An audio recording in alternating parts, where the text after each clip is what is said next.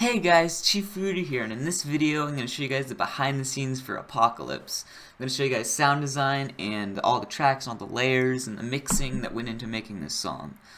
So, first off, I'm going to start off in the intro with these chords I have here.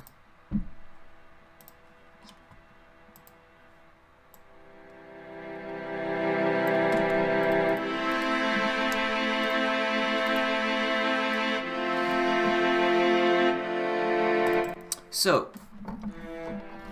as you can see, these are samples.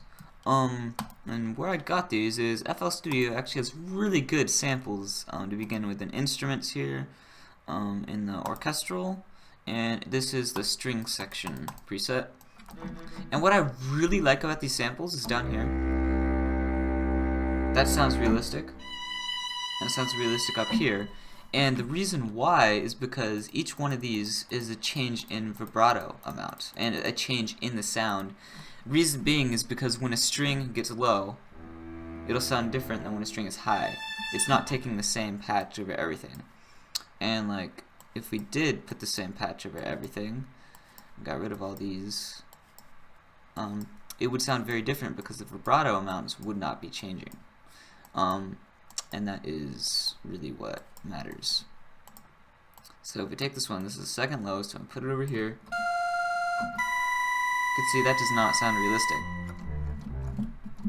It does down here though.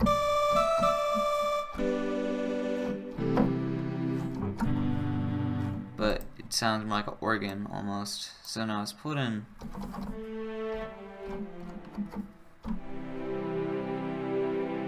actually might have been doing the string solo. Yeah.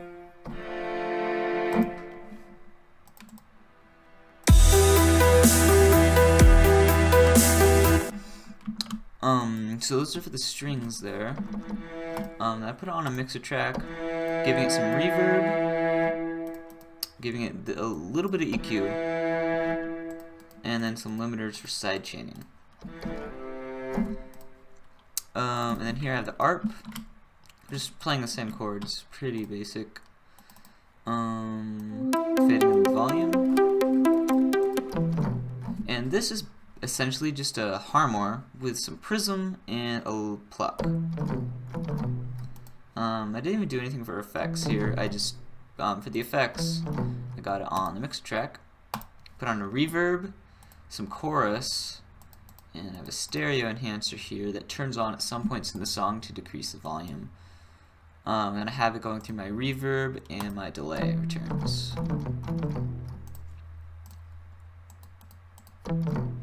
So it's pretty basic there. I have envelopes here, fading stuff in, with volume and filter down here.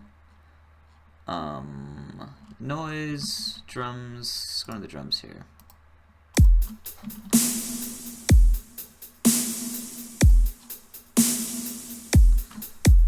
So as you can see, my kick is not playing at the same time as my snare, which actually surprised me that I had to do that. Normally, I run my kick and my snare at the same time, and I sidechain the snare to the kick so the kick gets decreased in volume. But in this case, that didn't work. So I actually just ran the snare by itself with pumping this low. Let's go back to the drums. That's the snare. So it's going through this EQ. So you can see the low is boosted up a lot more. And I had to do that because since the kick wasn't playing, I had to make up for that extra bass there. You can see it barely qualifies as bass. It's almost more of a low mid. And I boost the mids here a little bit. It gave it a little bit more punch.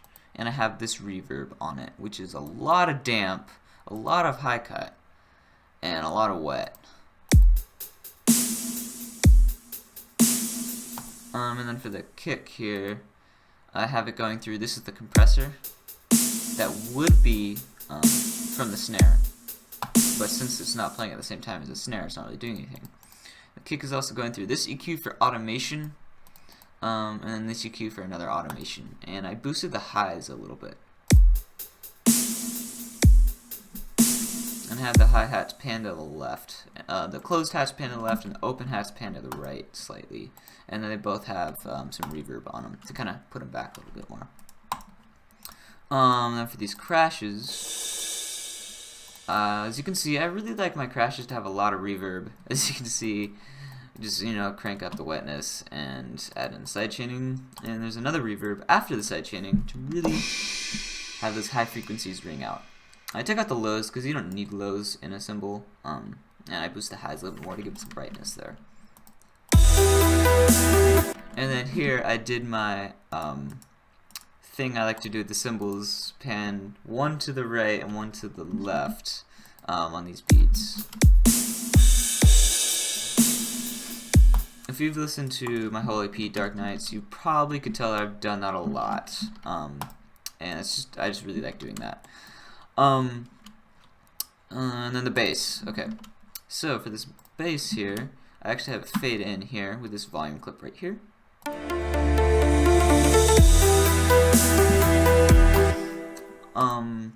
And then when the bass comes in, it's a pretty simple, like, it's just a couple strums, basically just following the chords exactly. It's not even hitting harmonies, it's just following the chords exactly.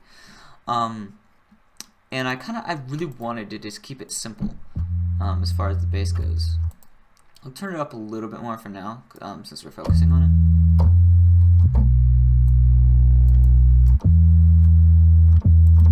So I have it going through a Vocodex here. And I'm going through the effects first so you can see how I got the sound, and then I'll go into the actual bass second, because the effects are more important in this case. So I boosted the band values. As you can see, when it's default,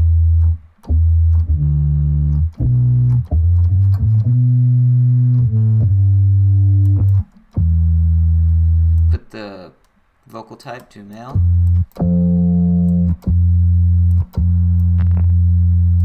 Put on a little bit of compression, but it really is just these two knobs inside that Vocodex. On this EQ, boosting the lows, some limiters for sidechaining, and I boosted the lows down here.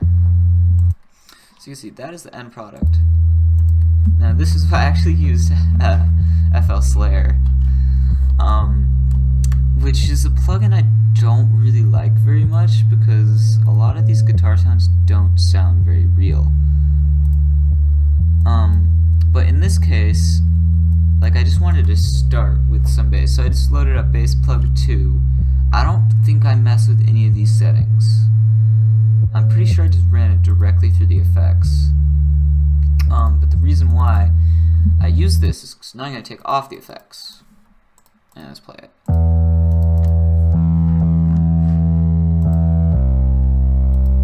Just clipping on the master a little bit. Turn it down.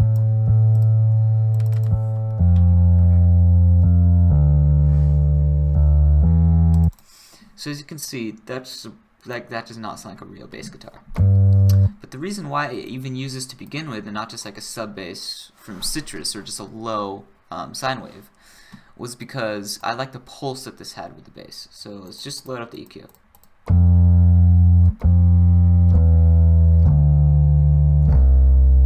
I like how it starts really heavy and then kind of goes to more subdued. So that is why I started with this bass, because I liked how it flows from like heavy to kind of like tapering off, almost like an envelope, and I just put these effects on top of it.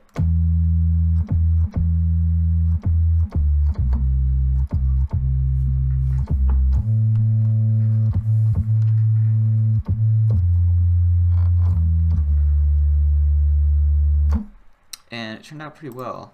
That's what I did for the bass there. And then let's go into this cool down section. So here, I just have the noise coming down. I have this, what I call the drop chords coming in, and that's because originally these chords were actually chords playing in the drop. This sound. See, it's probably muted. These were chords that were playing in the drop, but then I ended up taking them out because the drop kind of got a little bit more of a different style. And I'll probably make a video on more of like how Apocalypse came to be in the future. For now, I'm just showing you like how it is now.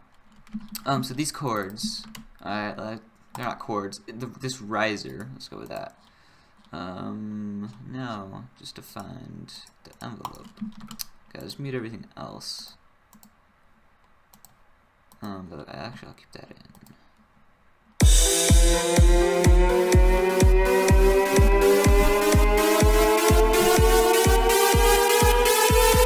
So yeah, you kind of get the idea. These are a harmonic.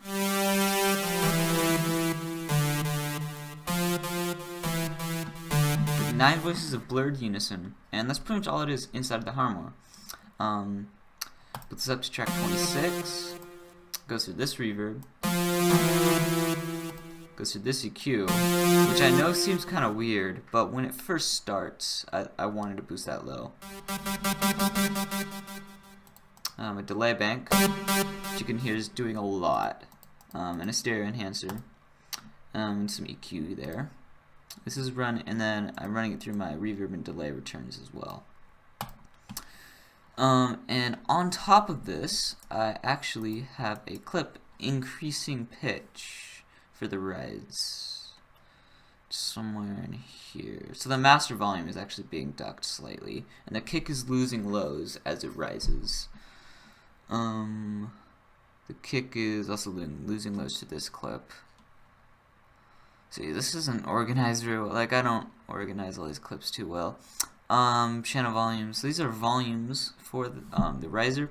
Okay, here it is. This is the multiplier of frequency. So this is actually what increases the frequency. Rise right here.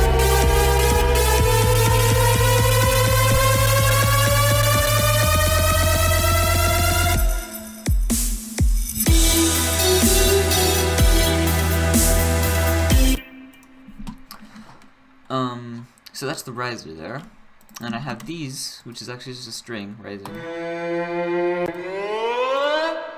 1 octave noise. The chords are still playing. The bass is still playing.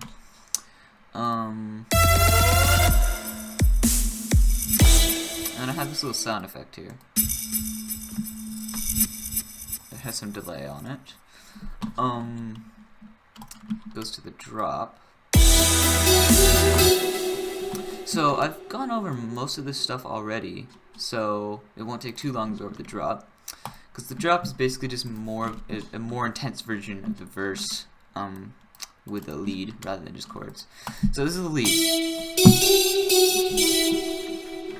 So far, my one regret with this lead is I didn't mess with the velocities at all. Like, I would have liked to have done this, make it sound a little more natural.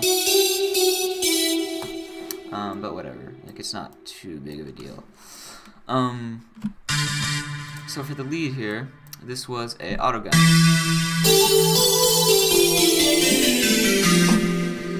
which I use autogun a lot because I really like all the sounds it comes up with. They're all like really tinny, futuristic sounding, which is great for the new style I have now. I put this on a track 12. Put this on some reverb and some EQ. As you can see, this EQ is not doing very much. I just wanted to really get rid of some of those really high highs for when it does those high notes up here. Like, I'll show you what I'm talking about. When it does these up here and here, I wanted to kind of subtract these.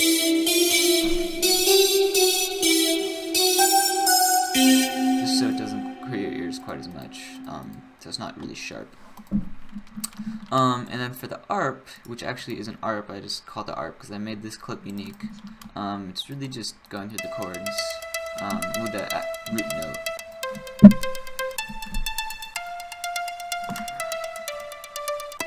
And I have a panning clip on it, just to make it more atmospheric. Then I have this ambient track, which is the over affected from Harmor. I pretty much didn't really do anything with this. I took off the phaser, and I might have messed with some of the settings, but pretty much it's the same. Sounds like I messed with the filter. Yeah, I got the filter down and I took off the phaser. I remember that. Put it on a track 28. Put on some EQ, boosting mids, limiters for side chaining, and then ran it through the reverb and delay returns.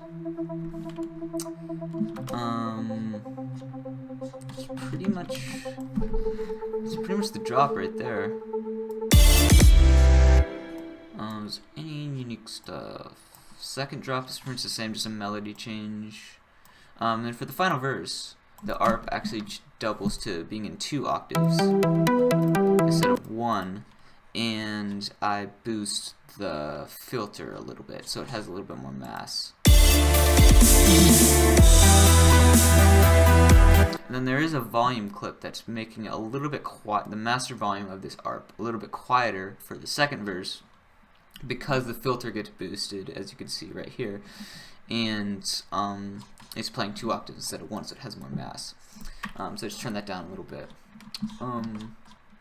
That's pretty much it for Apocalypse. Like, it's not too much of a complicated song.